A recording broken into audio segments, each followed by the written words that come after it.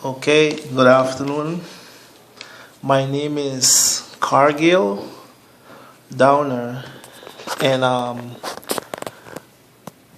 what the person that I'm going to interview here today is going to be Dr. Lawrence Bland, and I'm going to ask him a few questions of what he have encountered in conflict at his workplace.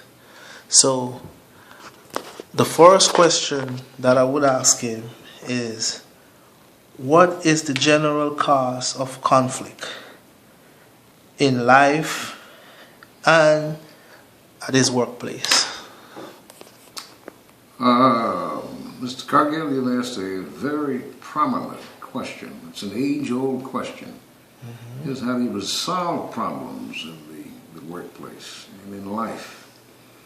There are many variables in the causes of conflict. You have the differences of ideology, of philosophy, and more particularly the social intervention.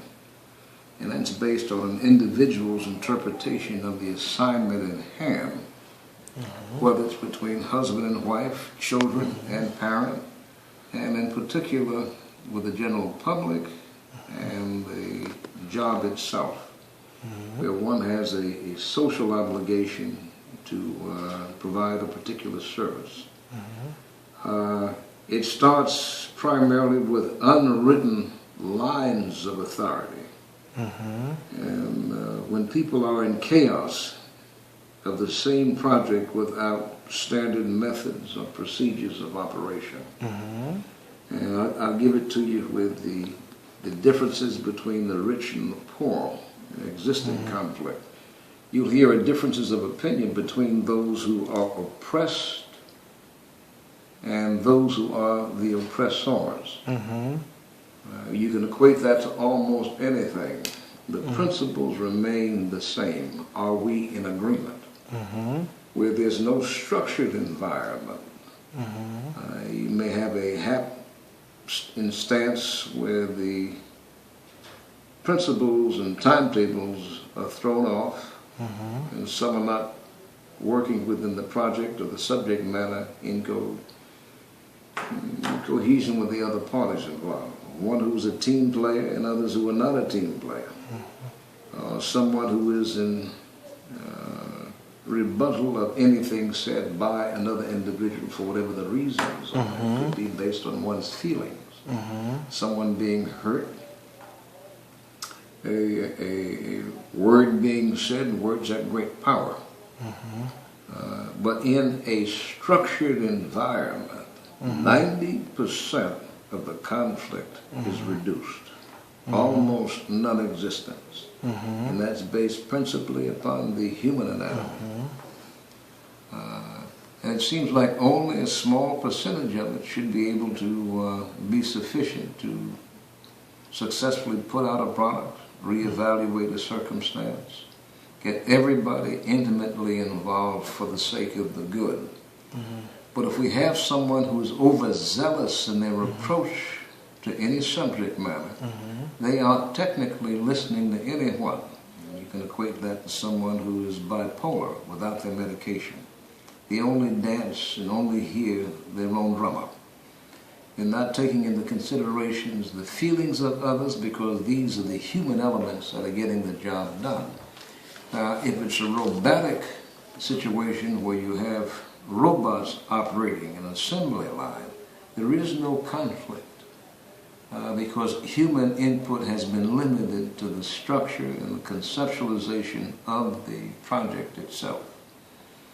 But where people are asked to interact with each other, you can almost have a devastating, combustible condition brought on by poor leadership, where others aren't willing to listen to someone or willing to exercise a semblance of flexibility in the workplace. Where the assignments are rigid, you will always have conflict, because each, as long as we're dealing with the human element, has his or her own way of being able to do what? Interpret the assignment towards the accomplishment of the goal.